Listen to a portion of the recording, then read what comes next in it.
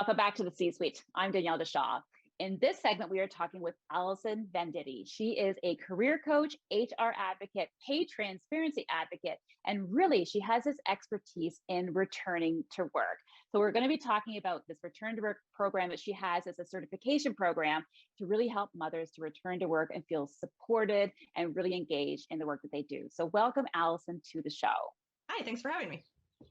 You're welcome. So with this idea around return to work, it's really interesting because it's the one leave that we can take where when we return to work, there's really no one hand-holding and supporting us in that journey back to work.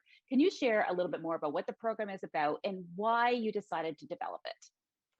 So the program is called Ready to Return, and it has been a program that's been in work for probably about 5 years. So my background is as a return to work expert. So I've done programming for organizations for long-term disability, short-term disability, workers' comp. So every single other leave is supported. So as you know, you have a case manager, you have all the forms, the procedures, managers know where they're supposed to send people. You usually have a team that gets together before your return to work. And during my maternity leaves as a return to work expert, my return to work was garbage because it was a maternity leave and there was no processes in place. So after those experiences and when I started working for myself, what I learned was that my experience was not unique. It was actually very, very typical. And through my organization, Moms at Work, we did a survey just to prove that, to see what kind of experiences women were having. And we interviewed over 1,000 Canadian women and found that over 95% received no formal support. So that ranged from banks to telecom to small businesses, startups, all of them. And worse off, like there was a very large amount of discrimination that people were feeling was applied to them and almost no support. So I brought together a team of other experts who do things well and said, well, you know what, like, let's fix this because I've written other return to work programs. So this one can't be that hard. And I know you're sharing on social media. If anyone follows you on social media, everyone knows exactly what you stand for and what you're really advocating for. And there was a number, I think it was the number around the number of women who actually wanted to resign and quit because of the return to work process that they had to experience. Right, 40%.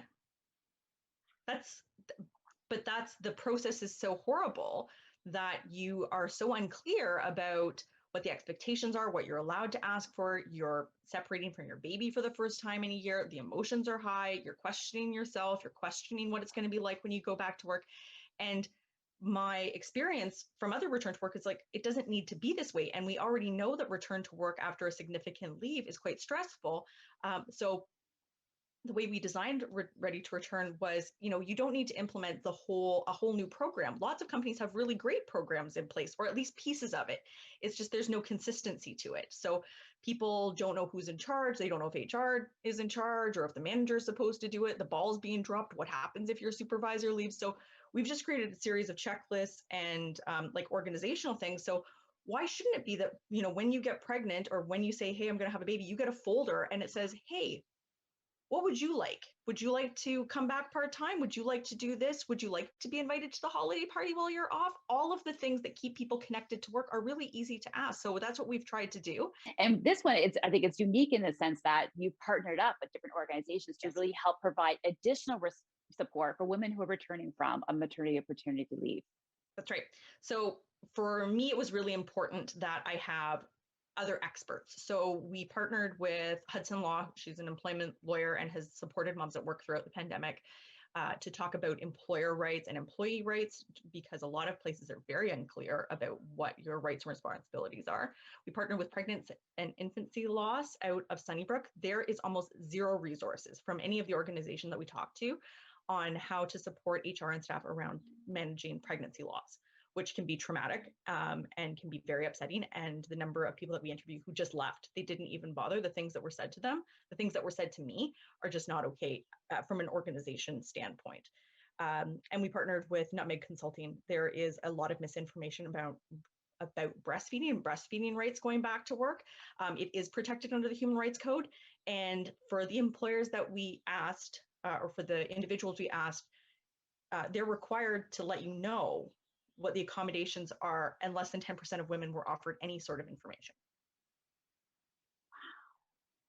Wow. So it sounds like this is really, it's a wealth of information, not for just when you return to work, but you were saying you have these checklists. So Yep. almost like you get to leave and you get to go on your maternity, paternity leave, knowing exactly what's going to happen, what you can expect, and what your return is going to look like.